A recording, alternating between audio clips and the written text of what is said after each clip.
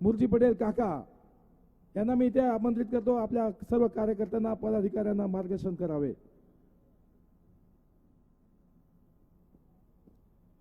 भारत माता की। महाराष्ट्र राज्य के लोकप्रिय मुख्यमंत्री माननीय देवेंद्र जी यहाँ पर पधार चुके हैं.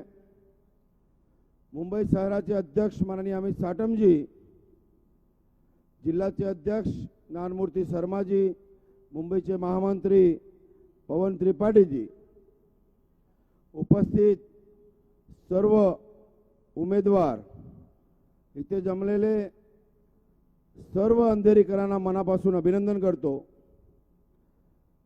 जास्त भाषण मी काय बोलणार नाही, पण अंधेरीमध्ये 10 सीट आहे. तुमच्या आशीर्वादाने आपण 10 सीट निवडून कसं येतील याचे प्रयत्न आपला चालू आहे. आज मोठे संख्येने आणि अंधेरीचे नामवंत असे नेते हा भारतीय जनता पार्टीमध्ये पक्षप्रवेश करतायत. त्यांचेही मनापासून अभिनंदन करतो. परत महाराष्ट्र राज्यामध्ये महायुतीची सरकार आहे आणि मुंबईचा महापौर आपला बसणार आहे. तर आपला हा जिल्ह्याचा अंधेरी शहराचा विकास होईल. मी आपल्यास कडकडीची विनंती करतो की आता 4 दिवस उरलेले आहेत. 4 दिवसात आपण घराघरी जाऊन आपला उमेदवाराचा प्रचार करावा आणि महायुतीचे सर्व उमेदवार हा निवडून द्यावं अशी मी विनंती करतो. मुख्यमंत्री महोदय इथे आलेले आहेत. मुख्यमंत्री महोदयांना विनंती केलेली आहे की अंधेरी पूर्व विधानसभेत हा वेळी आपले सर्वचे सर्व उमेदवार हा निवडून येतील अशी परिस्थिती आता सध्या आहे. आपला सर्वांवर माझा विश्वास आहे. तुम्ही मला आमदार 25,000 मताधिक्याने निवडून दिला, तसंच आपले जे महायुतीचे उमेदवार आहेत त्यांना आपण निवडून द्या अशी मी विनंती करतो आणि जास्त भाषण करणार नाही. आता आपल्या समोर लवकरच मुख्यमंत्री महोदय येतील. मी आपल्या सर्वांना मनापासून अभिनंदन करतो की आपण वेळेवर आलेत, ते बदल आपल्या सर्वांच्या मनापासून अभिनंदन करतो. महाराष्ट्र राज्याचे मुख्यमंत्री स्टेजवर येत आहेत.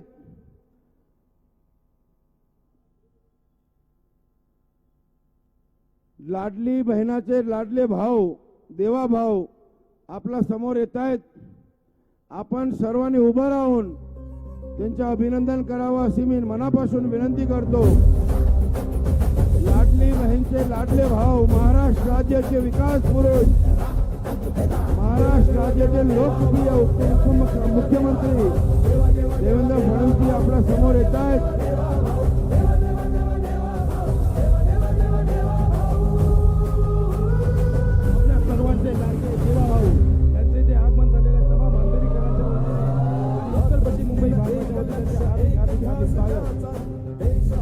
भारत माता की, भारत माता की. भारतीय जनता पार्टीचा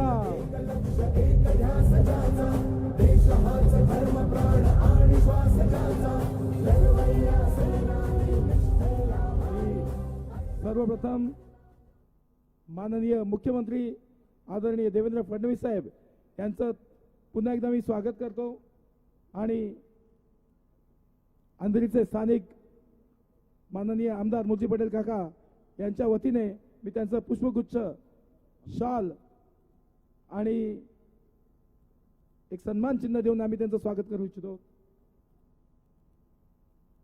भारत माता की, भारत माता की. वंदे वंदे. सियावर रामचंद्र की, पवन सुत हनुमान की. जय जय श्री राम.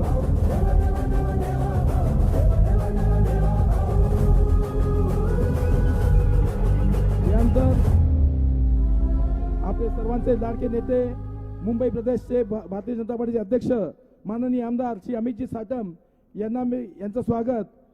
आपले स्थानिक भारतीय जनता पार्टीचे उमेदवार आणि भारतीय जनता पार्टी मालपा MIDCचे मंडळचे महामंत्री प्रकाश मुसळे यांना विनंती करेन त्यांनी पुष्पगुच्छ शॉल देऊन त्यांचं स्वागत करावं.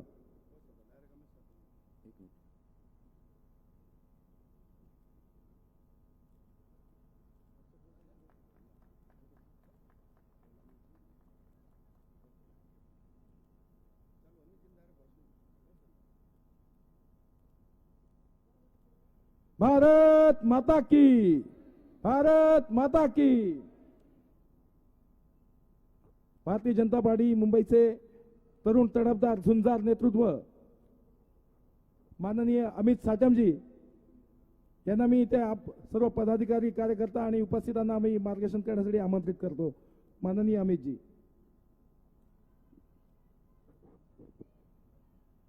सियावर रामचंद्र की, पवन सुत हनुमान की, उमापति महादेव की, बोलो जी भाई सब संतन की, सनातन हिंदू धर्म की, छत्रपति शिवाजी महाराज की, धर्मवीर छत्रपति संभाजी महाराज की, भारत माता की, भारत माता की, भारत माता की. वंदे वंदे वंदे.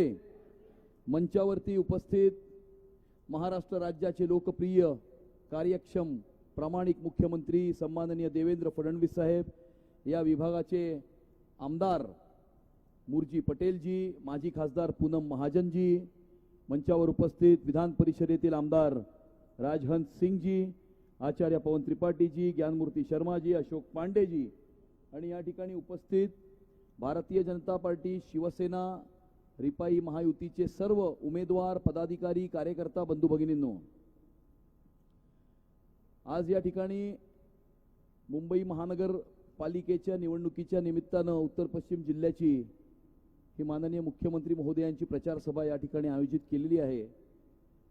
त्यांची प्रचार सभा आयोजित केलेली आहे ज्यांनी गेल्या 12 वर्षामध्ये नरेंद्र मोदीजींच्या नेतृत्वामध्ये मुंबई शहरामध्ये क्रांतिकारक अशा प्रकारचं परिवर्तन जे घडवलेलं आहे. Atal Setu, metro, coastal road किंवा वरळीतल्या बीडीडी चाळीतल्या मराठी माणसाला 560 फुटाचं घर निर्माण करून देण्याचं काम कोणी केलं असेल तर ते सन्माननीय मुख्यमंत्री देवेंद्र फडणवीस साहेबांनी केलेलं आहे. ज्या वेळेला गेल्या 12 वर्षामध्ये या मुंबई शहरामध्ये क्रांतिकारक अशा प्रकारचे बदल घडत होते, त्याच वेळेला तो कोविडचा कालावधी होता. ज्या कोविडच्या कालावधीमध्ये 2019 ते 2022 या महाराष्ट्रामध्ये अराजक माजवणारं एक सरकार या महाराष्ट्राचं सरकार होतं. आणि ज्या वेळेला त्यावेळेचे मुख्यमंत्री फेसबुक ऑनलाईन होते, त्यावेळेचे विरोधी पक्षनेते असलेले देवेंद्र फडणवीस साहेब हे महाराष्ट्रातल्या प्रत्येक तहसीलपर्यंत पोहोचून महाराष्ट्राच्या जनतेचे अश्रू पुसण्याचं काम ज्यांनी केलं आणि ज्यांनी हे काम करायला पाहिजे होतं ते फेसबुक ऑनलाईन होते, ते ऑनलाईन होते आणि आमचे नेते ऑन फील्ड होते. ज्या वेळेला 2-2 हजार रुपयाच्या रेमडेसिवीरसाठी मुंबई शहराची जनता वण फिरत होती, त्यावेळेला हे कोविडमध्ये भ्रष्टाचार करत होते. यांनी ऑक्सिमीटर नाही सोडला, थर्मोमीटर नाही सोडला, PP किट नाही सोडले, बॉडी बॅग्स ही सोडल्या नाहीत. मुंबईच्या कोविड केअर सेंटरची कहाणी तर वेगळीच आहे, हे सोडाच. परंतु 1997 ते 2022 या 25 वर्षामध्ये या देशात झालेला सगळ्यात मोठा भ्रष्टाचार, 3 लाख कोटीचा भ्रष्टाचार हा उद्धव ठाकरेंच्या माध्यमातून या मुंबईच्या महानगरपालिकेमध्ये हा घडलेला आहे. एका बाजूला 25 वर्षातला मुंबईच्या महानगरपालिकेतला भ्रष्टाचार आणि एका बाजूला गेल्या 12 वर्षामध्ये मोदीजींच्या नेतृत्वामध्ये देवाभाऊंनी मुंबई शहरामध्ये घडवलेले क्रांतिकारक अशा प्रकारचे परिवर्तन. परंतु हा विकास हा राज्य सरकार आणि केंद्र सरकारच्या माध्यमातून झालेला आहे. परंतु तशाच प्रकारचा विकास हा मुंबईच्या महानगरपालिकेच्या माध्यमातून व्हावा हे मुंबईकरांचं स्वप्न आहे. मुंबई शहराला, मुंबई महानगरपालिकेला भ्रष्टाचार विरहित प्रशासन मिळावं हे मुंबईकरांचं स्वप्न आहे.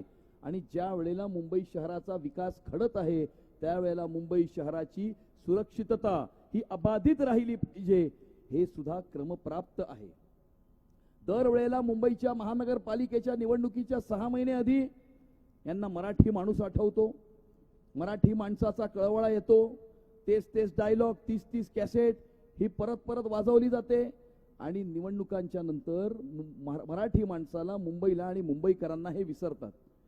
आम्ही जसं गेल्या 12 वर्षामध्ये केलेली 10 कामं दाखवतो. आमचं चॅलेंज आहे की उद्धव ठाकरेंनी मुंबईच्या महानगरपालिकेमध्ये राज्य करत असताना 25 वर्षामध्ये केलेलं एक काम दाखवावं. त्यांनी केलेलं एक काम दाखवावं. आम्ही गेल्या 12 वर्षामध्ये केलेली शेकडो कामं ही मुंबईकरांच्या समोर ठेवत आहोत आणि या कामांच्या आधारावरती, नरेंद्र मोदीजींच्या सरकारच्या कामाच्या आधारावरती, देवाभाऊंच्या मुंबई शहरामध्ये घडवलेल्या क्रांतिकारक अशा प्रकारच्या परिवर्तनाच्या आधारावरती या मुंबई शहराला भ्रष्टाचार विरहित प्रशासन देण्याकरता, महापालिकेला भ्रष्टाचार विरहित प्रशासन देण्याकरता, मुंबई शहराचा विकास घडवण्याकरता आणि ज्या वेळेला मुंबई शहराचा विकास होतोय त्यावेळेला मुंबई शहराला सुरक्षित ठेवण्याकरता येणाऱ्या 15 तारखेला आपण सर्वांनी कमळ आणि धनुष्यबाण ही बटणं दाबून महानगरपालिकेवरती हिंदुत्वाचा भगवा झेंडा फडकवण्यासाठी आम्हाला आशीर्वाद द्यावेत, अशा प्रकारची विनंती मी तुम्हाला सर्वांना करतो आणि माझे 2 शब्द इथेच संपवतो. जय हिंद, जय महाराष्ट्र, भारत माता की जय. धन्यवाद अध्यक्ष महोदय. आता आपला समोर महाराष्ट्र राज्याचे कार्यसम्राट, मुख्यमंत्री, लाडली बहिणाचे लाडले भाऊ, देवाभाऊ आम्हा सर्वांना आशीर्वचन करतील.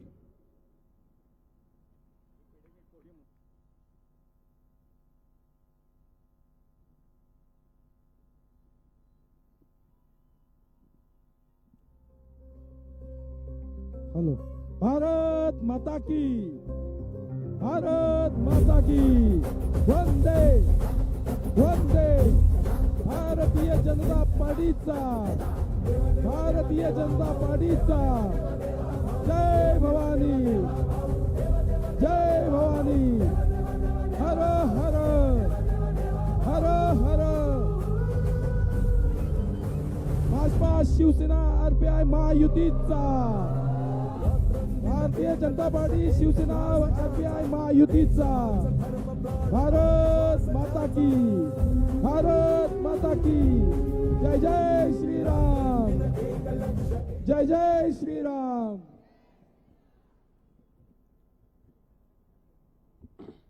भारत माता की, भारत माता की.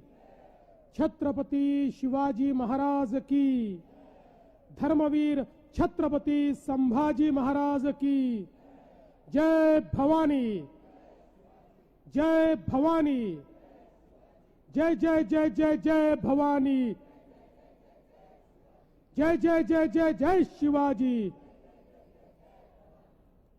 हिंदवी स्वराज्याचे सरसंस्थापक छत्रपती शिवरायांना मानाचा मुजरा करतो. भारतीय राज्यघटनेचे शिल्पकार भारतरत्न डॉक्टर बाबासाहेब आंबेडकर यांना मानवंदना अर्पित करतो.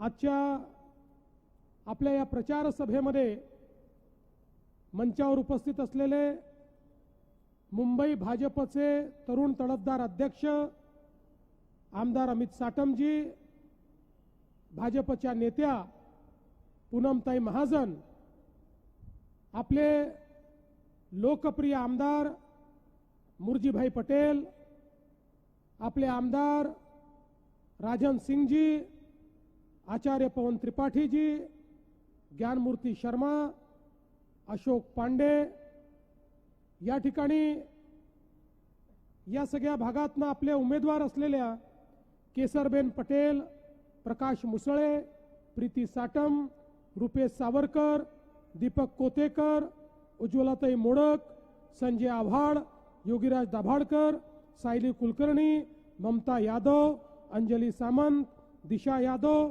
विक्रम राजपूत, या ठिकाणी उपस्थित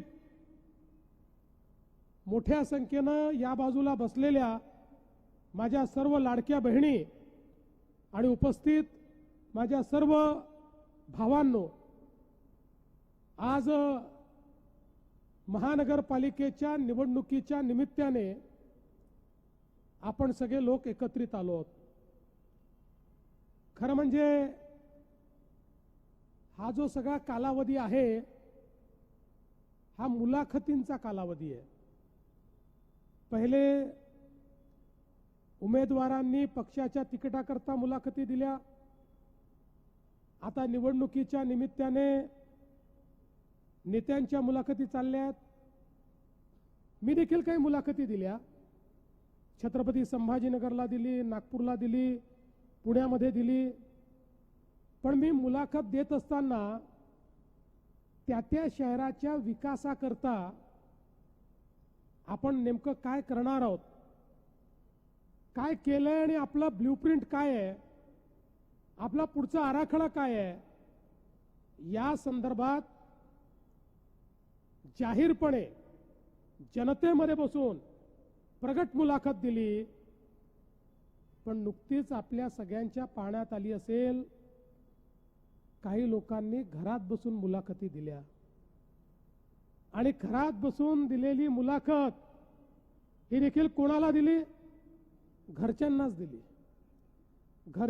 घरच्यांना दिलेली मुलाखत ही आपल्यापैकी अनेक लोकांनी बघितली असेल आणि काही लोकांनी ती मुलाखत सुरू झाल्यानंतर टीव्ही पण बंद केला असेल. पण तुम्ही बघा, या मुलाखतीमध्ये अनेक गमती जमती झाल्या. आपल्याला लक्षात असेल, मी कांदिवलीच्या सभेत म्हणालो होतो, शिवसेना मनसेची म्हणजेच उद्धव ठाकरेजी आणि राज ठाकरेजी यांची युती म्हणजे कन्फ्युजन आणि करप्शनची युती आहे. मी त्यावेळी हे सांगितलं नव्हतं कोण कन्फ्युजन कोण करप्ट आहे, हे मी सांगितलं नव्हतं. मी टोपी फेकली होती. पण या घरच्या घरी घेतलेल्या मुलाखतीमध्ये संपादकांनी परफेक्ट ओळखलं आणि संपादकांनी संजय राऊतांनी राज ठाकरेंना विचारलं. म्हणाले, तुम्हाला फडणवीसांनी कन्फ्यूज म्हटलं आणि उद्धव ठाकरेंना विचारलं, तुम्हाला करप्ट म्हटलं. आता बघा, मी तर कोणाला काही म्हटलं नव्हतं. मी तर केवळ टोपी फेकली होती. पण संपादकांनी बरोबर ज्याच्या डोक्यात ती टोपी लावायची आहे त्याच्या डोक्यामध्ये ती टोपी त्या ठिकाणी लावली आणि नेमका प्रश्न हा त्या ठिकाणी विचारला.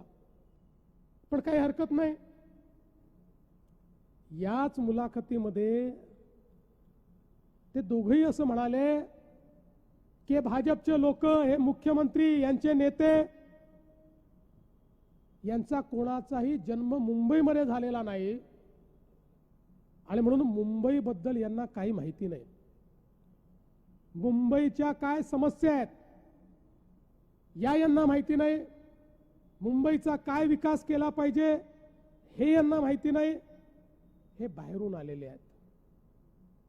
आता मला सांगा, हिंदू हृदय सम्राट शिवसेना प्रमुख बाळासाहेब ठाकरे यांच्यापेक्षा जास्त मुंबई कोणाला माहिती होती का? त्यांना सर्वात चांगली मुंबई माहिती होती. मुंबईकरांची नाडी माहिती होती. मुंबईची संकल्पना, मुंबईचा विकास माहिती होता. त्यांचा जन्म तर पुण्यात झाला होता. ते काही मुंबईमध्ये जन्मलेले नव्हते.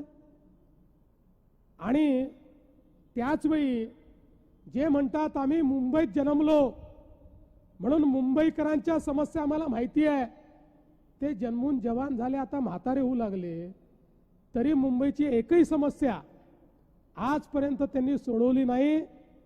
मुंबईबद्दल एकही काम ते दाखवू शकत नाही की या मुंबईकरांकरता त्यांनी काय केलं, या मुंबईतल्या मराठी माणसाकरता काय केलं, या मुंबईतल्या सामान्य माणसाच्या जीवनामध्ये परिवर्तन आणण्याकरता त्यांनी काय केलं. जर तुम्ही काहीच दाखवू शकत नाही तर केवळ मुंबईमध्ये तुम्ही जन्माला आले म्हणून तुम्हाला फूल आणि हार घालायचे का? आणि म्हणून बंधू भगिनींनो, आज खऱ्या अर्थानं आपण जर बघितलं तर या मुंबईमध्ये गेल्या 10 वर्षामध्ये जे परिवर्तन, जो बदल आपल्या सरकारने करून दाखवला, यांच्याजवळ दाखवायला काहीच नाही. आणि म्हणून मी प्रत्येक सभेत सांगतो की उद्धव ठाकरेजींच्या सभेमध्ये त्यांनी विकासावर एक वाक्य बोलून दाखवावं, एक त्यांनी केलेलं विकासाचं सामान्य माणसाचं काम सांगावं, आणि मी 2,000 रुपये द्यायला तयार आहे. पहिले 1,000च देत होतो, पण त्याला रिस्पॉन्स आला नाही, म्हणून मागच्या सभेत मी 2,000 केले आहेत. तुम्ही म्हणत असाल तर आज मी 3,000 करतो, की मी 3,000 रुपये द्यायला तयार आहे. त्यांनी विकासावर एक भाषण या ठिकाणी करून दाखवावं. आज ते मराठी माणसाबद्दल बोलतात, मुंबईकरांबद्दल बोलतात. मला सांगा, सामान्य मुंबईकर हा मुंबईतनं हद्दपार का झाला? या मुंबईमध्ये गरीबाला घर का नाही मिळालं? या मुंबईतल्या मराठी माणसाला, या मुंबईतल्या गरीबाला वसई विरारच्या पलीकडे का जावं लागलं? 25 वर्ष महानगरपालिका तुमच्याकडे होती. त्या महानगरपालिकेच्या माध्यमातून या सामान्य माणसाला घर मिळालं पाहिजे, याकरता तुम्ही नेमकं काय केलं? हा सवाल ज्यावेळेस मी विचारतो ते उत्तर देऊ शकत नाही. पण त्याच वेळी मुंबईतल्या मराठी माणसाकरता BDD चाळीचं रिडेव्हलपमेंट करून 100 फुटातल्या माणसाला 500 फुटाचं घर हे आम्ही या ठिकाणी दिलं. या गोरेगावच्या पत्रा चाळीमध्ये राहणारा तो माणूस ज्याने शिवसेनेवर, बाळासाहेब ठाकरेंवर प्रचंड प्रेम केलं, त्या पत्रा चाळीतल्या आमच्या माणसाला यांच्याच बिल्डरांनी बेघर केलं, 20 वर्ष बाहेर काढून टाकलं. झोपडीमध्ये राहायची वेळ आली, पण घर मिळालं नाही. त्या सगळ्या बिल्डरांना जेरबंद करून त्यांनाही त्यांच्या हक्काचं घर त्याच ठिकाणी भारतीय जनता पार्टीच्या आपल्या सरकारने त्या ठिकाणी दिलं. आज सामान्य माणसाच्या घराचा प्रश्न, रिडेव्हलपमेंटचा प्रश्न, सेल्फ रिडेव्हलपमेंटचा प्रश्न आणि त्यासोबत SRAचा प्रश्न देखील आपण सोडवतो. SRAच्या इतक्या योजना रखडल्या, 20-20 वर्ष लोक आपली झोपडी देऊन बसले, घरही मिळत नाही, भाडंही मिळत नाही. आपण सांगितलं चालणार नाही. असे जेवढे विकासक आहेत त्या विकासकांचं त्या ठिकाणी आपण LOI रद्द केला, नवीन विकासक आणले आणि काही झोपडपट्ट्या तर थेट SRAने स्वतःच बिल्डर बनवून, विकासक बनवून त्या ठिकाणी डेव्हलप करायच्या, काही MMRDAने डेव्हलप करायच्या, काही महानगरपालिकेने डेव्हलप करायच्या. अशा प्रकारचा निर्णय घेऊन आणि ॲडव्हान्समध्ये अनेक लोकांची भाडी भरून त्या झोपडपट्टी धारकांना घर मिळालं पाहिजे या दृष्टीनं आपण काम चालू केलं. आणि आता तर मुर्जीभाईंनी माझ्याकडे याही भागातल्या काही SRAचे विषय आणले आहेत. तुम्ही काळजी करू नका. मुर्जीभाईंनी जे विषय माझ्यासमोर मांडलेले आहेत SRAचे, ते सगळे विषय सोडवण्याची जबाबदारी या ठिकाणी मी घेतो. गरीब माणसाला घर मिळालं पाहिजे. आज या मुंबईला स्लम फ्री करण्याचा आमचा मानस आहे. आणि स्लम फ्रीचा अर्थ लोकांना स्लममधनं बाहेर काढणं हा नाही आहे. स्लम फ्रीचा अर्थ मुंबईच्या झोपडपट्टीत राहणाऱ्या प्रत्येक व्यक्तीला त्याच्या मालकीचं घर देणं, हे आमचं ध्येय आहे. याकरता आम्ही या ठिकाणी काम करतो. आज मुंबईकरांकरता आपल्या सरकारने या ठिकाणी मुंबईकरांचं जीवन सुकर झालं पाहिजे म्हणून मुंबईमध्ये मेट्रो आणली. तुम्ही बघा, पूर्वीच्या सरकारच्या काळामध्ये 11 वर्षात 11 किलोमीटरची मेट्रो त्यांनी केली. आणि आपण जर बघितलं तर आपल्या सरकारच्या काळामध्ये या ठिकाणी 5 वर्षामध्ये 475 किलोमीटर मेट्रोचं नेटवर्क हे आपण त्या ठिकाणी बांधायला घेतलं आणि त्यातलं मोठ्या प्रमाणात नेटवर्क आपण पूर्ण केलं.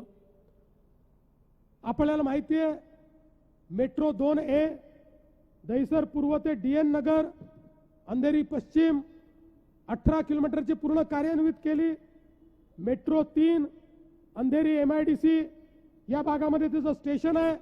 ही मेट्रो 3 कुलाब्यापासनं तर सिप्स पर्यंत देशातली नाही, एशियातली सगळ्यात मोठी सिंगल अंडरग्राऊंड लाईन आहे, जी आपण मात्र 5 वर्षामध्ये या ठिकाणी पूर्ण केली.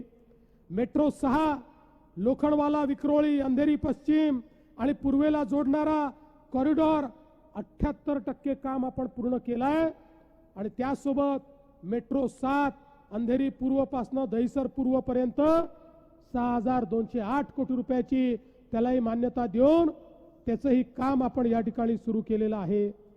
आणि यासोबत मेट्रो 9 आणि मेट्रो 7 आहे. दहिसर ते मीरा भाईंदर आणि अंधेरी ते छत्रपती शिवाजी महाराज टर्मिनस मेट्रो 9चं काम 88% आणि 7चं कामही जवळपास 50% पूर्ण केलाय. 6607 कोटी रुपयाची मेट्रो आहे. म्हणजे आपण जर विचार केला तर हा सगळा अंधेरीपासून वर्सोव्यापर्यंतचा जो सगळा भाग आहे या सगळ्या भागाला सर्वात जास्त मेट्रोचा फायदा या ठिकाणी झाला आहे आणि पुढेही तो होणार आहे. आणि या मेट्रोमुळे आज मोठ्या प्रमाणात ट्रॅफिकचं कंजेशन हे आपण त्या ठिकाणी कमी केलं. आणि हे करत असताना केवळ मेट्रो आपण करतोय असं नाही, तर आपल्या मुंबईची जी लाईफलाईन आहे, आपली जी सबर्बन रेल्वे आहे, लोकल ट्रेन आहे, मोदीजींच्या नेतृत्वात लोकल रेल्वेचे स्टेशनमधले प्लॅटफॉर्म आपण मोठे केले, एस्केलेटर्स लावले, ॲम्युनिटीज तयार केल्या, कंजेशन कमी होण्याकरता रेल्वेचे डब्बे वाढवले. आता अजून 3 डब्बे वाढवण्याचा प्रयत्न करतोय. नवीन सिग्नलिंग सिस्टीम आपण त्या ठिकाणी लावली. आणि एक गोष्ट अजून आपण करतोय, काही लोक मला भेटले, म्हणाले भाऊ हा अन्याय आहे. म्हटलं काय अन्याय? म्हणाले आता नवीन नवीन मेट्रो आली, मेट्रोमधनं जाणाऱ्यांना एअर कंडिशन डबे, मेट्रोमधून जाणाऱ्यांना स्वच्छता, तिथे बंद होणारे दरवाजे, आणि आम्ही मात्र लोकलमध्ये लटकून जायचं, उन्हामध्ये घामामध्ये जायचं, धक्के खात जायचं. मी म्हटलं काळजी करू नका. मोदीजींच्या नेतृत्वात केंद्रीय रेल्वे मंत्र्यांची आम्ही चर्चा केली आणि चर्चा करून निर्णय घेतला.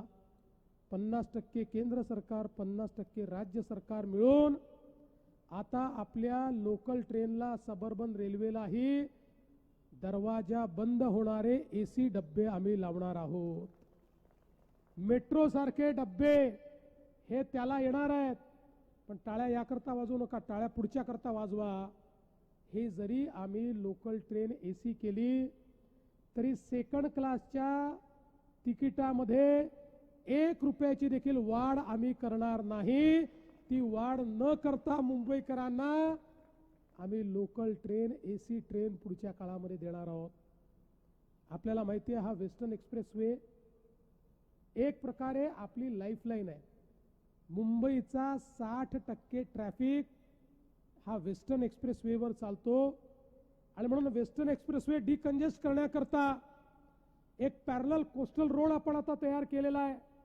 आपल्याला माहिती आहे कोस्टल रोड वरईपर्यंत आला, वरईपासून बांद्र्यापर्यंत सीलिंग झाली, बांद्र्यापासून वर्सोव्यापर्यंत आता सीलिंगचं काम 50%च्या वर पूर्ण झालंय. तेही 2 वर्षात आम्ही पूर्ण करू. आणि आता त्याच्या पलीकडे वर्सोव्यापासून दहिसर पर्यंतची सीलिंग याचंही काम आम्ही सुरू केलेलं आहे. आणि वर्सोव्यापासून भाईंदर पर्यंतची सीलिंग याचंही काम आम्ही सुरू केलेलं आहे. म्हणजे वेस्टर्न एक्सप्रेसवेला पॅरलल अशा प्रकारचा पूर्ण कोस्टल रोड जाणार आहे. वेस्टर्न एक्सप्रेसवेवरचं अर्ध्यापेक्षा जास्त ट्रॅफिक हा त्यामुळे डायव्हर्ट होईल आणि याच्यावरचं जे कंजेशन आहे ते कंजेशन या ठिकाणी दूर होईल.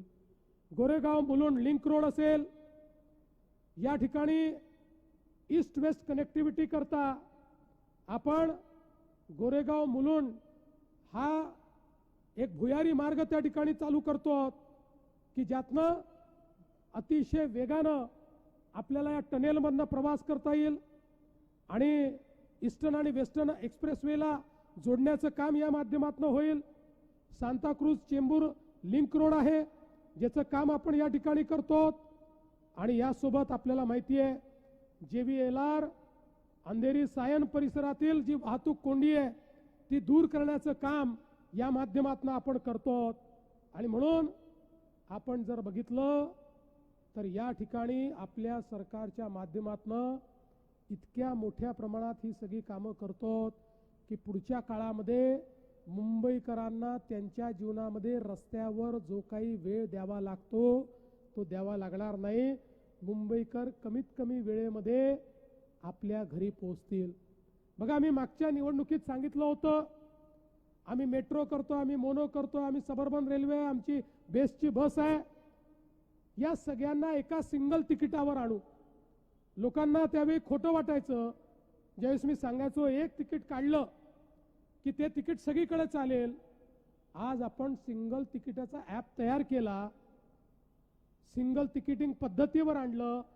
आता एक सिंगल ॲपवर आपण तिकीट काढलं की त्याच्यावर आपण मेट्रोतही प्रवास करू शकतो, मोनोतही करू शकतो, आपल्या लोकल ट्रेनमध्येही करू शकतो आणि बेस्टच्या बसमध्येही करू शकतो. आणि पुढच्या काळामध्ये जेव्हा वॉटर ट्रान्सपोर्ट आणि वॉटर टॅक्सी आम्ही सुरू करणार आहोत तेव्हा त्याच तिकिटावर वॉटर टॅक्सीने देखील आपण प्रवास करू शकाल. अशा पद्धतीनं या ठिकाणी आम्ही काम केलेलं आहे. आणि म्हणून मी तुम्हाला एवढंच सांगण्याकरता आलो आहे, बंधू भगिनींनो, या मुंबईचे जे प्रश्न आहेत ते समजून आपण मुंबईत काम चालू केलं आहे. या मुंबईचं सगळं सिवेजचं पाणी आपल्या समुद्रात जात होतं. मुंबईकरांचं आरोग्य हे आपण धोक्यात आणत होतो. इतकं आधुनिक शहर, ज्या शहरामध्ये इतका पैसा आहे, पण या शहरातला सगळा मैला, सगळी विष्ठा, ते सगळं पाणी इंग्रजांनी तयार केलेल्या सेटलिंग टँकमध्ये जायचं आणि तिथनं थेट समुद्रात जायचं. ते सगळी घाण ही समुद्रात गेलेली आपण सगळ्यांनी त्या ठिकाणी बघितली. आपल्या आज समुद्र किनाऱ्यावर जो वास येतो त्या घाणीचा वास आहे. पण आम्ही हा निर्णय केला की या ठिकाणी समुद्रात जाईल तर शुद्ध पाणीच जाईल. आणि म्हणून मुंबईमध्ये नव्यानं सगळ्या प्रकारचे त्या ठिकाणी कायदे तयार केले आणि 16,000 कोटी रुपये खर्च करून मुंबईमध्ये एसटीपीचं काम सुरू केलं. पुढच्या वर्षीपासून एसटीपी तयार होतील आणि त्यानंतर आपल्या समुद्रामध्ये कुठलंही घाण पाणी, सांडपाणी जाणार नाही. स्वच्छ पाणी आपल्या समुद्रात जाईल. समुद्राचं पाणी आपल्याला काळं दिसणार नाही, ते निळं दिसेल आणि त्या ठिकाणचा वास आपण बंद करू. आणि त्यामुळे ज्या रोगराई आपण सहन करतो ती रोगराई देखील या ठिकाणी आपण बंद करू. आज आपण बघा, आपल्या सरकारने सामान्य माणसाकरता या ठिकाणी महात्मा फुले जनारोग्य योजना सुरू केली. महात्मा फुले जनारोग्य योजनेच्या अंतर्गत आपल्या सगळ्यांकरता, तुमच्याकडे कुठला कागद आहे पाहणार नाही, कुठलं रेशन कार्ड आहे पाहणार नाही, सगळ्यांना 5 लाखापर्यंतचा इलाज आणि ऑपरेशन हे मोफत करण्याचा निर्णय आपण घेतला. त्याची सुरुवात आपण केली. आणि 10 बिमाऱ्या तर अशा आहेत की ज्यामध्ये आम्हाला माहिती होतं 5 लाखापेक्षा जास्त पैसा ऑपरेशनला लागतो. त्या 10 बिमाऱ्यांमध्ये 35 लाख रुपयापर्यंतचं तुमचं ऑपरेशन हे आम्ही मोफत करणार आहोत. त्याला 1 पैसा देखील तुम्हाला लागणार नाही. बंधू भगिनींनो, आपलं सरकार जे सांगतं ते करतं. आम्ही केवळ तोंडाची वाफ दडवणारे लोक नाही आहोत, करणारे, करून दाखवणारे लोक आहोत. काही लोक नुसता बोर्ड लावतात, करून दाखवलं, आमचीच कामं त्याच्यावर छापतात. मी त्यांना सांगितलं, अरे शेजारच्याचा पोरगा आपल्या मांडीवर बसवला म्हणजे आपला मुलगा होत नाही, तो शेजारच्याचाच मुलगा राहतो. आमची मुलं तुम्ही किती मांडीवर घेतली तरी तुमची मुलं ती होणार नाही. मुंबईकरांना माहिती आहे या मुंबईमध्ये परिवर्तन कोणी घडवलेलं आहे. बघा, ज्यावेळी आम्हाला प्रचंड मोठं बहुमत मिळालं त्यावेळी लोक म्हणाले, आता यांना एवढं बहुमत मिळालं, यांना कोणाचीच आवश्यकता नाही. आता हे भाजपवाले, हे महायुतीवाले या ठिकाणी लाडकी बहीण योजना बंद करणार. 1 वर्ष झालं लाडकी बहीण योजना सुरूच आहे. आणि माझ्या बहिणींना सांगतो, जोपर्यंत तुमचा देवाभाऊ मुख्यमंत्री आहे लाडकी बहीण योजना कोणी बंद करू शकत नाही. पण आता हे जे आमचे सगळे नगरसेवक निवडून येणार आहेत त्यांना मला सांगायचं आहे, ही जनता तुम्हाला निवडून देणार आहे, माझ्या बहिणी निवडून देणार आहेत. पुढच्या काळामध्ये माझ्या लाडक्या बहिणींना केवळ लाडक्या बहिणी ठेवू नका, त्यांना मला लखपती दीदी बनवायचं आहे. लखपती दीदी मोदी साहेबांनी सांगितलंय, 50 लाख लाडक्या बहिणी लखपती दीदी झाल्या आहेत. 4-5 महिन्यात 1 कोटीपर्यंत आपण पोचू. त्यामुळे माझ्या मुंबईतल्याही ज्या लाडक्या बहिणी आहेत त्यांना आता लखपती दीदी आपल्याला बनवायचं आहे. आणि म्हणून मी तुम्हाला एवढीच विनंती करण्याकरता आलो आहे. आमचं काम तुम्ही बघितलेलं आहे, आमची तळमळ तुम्ही बघितलेली आहे आणि त्यांचा भ्रष्टाचारही तुम्ही बघितलेला आहे. ज्यांनी कोविडमध्ये प्रेताच्या टाळूवरचं लोणी खाल्लं, ज्यांनी रस्ते खाल्ले, ज्यांनी मिठीचा गाळ खाल्ला, ज्यांनी संडासातही भ्रष्टाचार केला, अशा प्रकारच्या लोकांचा अनाचार, दुराचार, अत्याचार आणि भ्रष्टाचार तुम्ही बघितलेला आहे. आणि म्हणून येत्या 15 तारखेला मतदान केंद्रावर गेल्यानंतर फार विचार करू नका. जिथे कमळ दिसेल तिथे कमळ दाबा, जिथे धनुष्यबाण दिसेल तिथे धनुष्यबाण दाबा आणि परत या. 15 तारखेला कमळाची आणि धनुष्यबाणाची काळजी तुम्ही घ्या. 16 तारखेपासून 5 वर्ष तुमची काळजी आमच्यावर सोडून द्या, एवढीच विनंती करतो आणि माझं बोलणं संपवतो. धन्यवाद. जय हिंद, जय महाराष्ट्र. भारत माता की. हॅलो.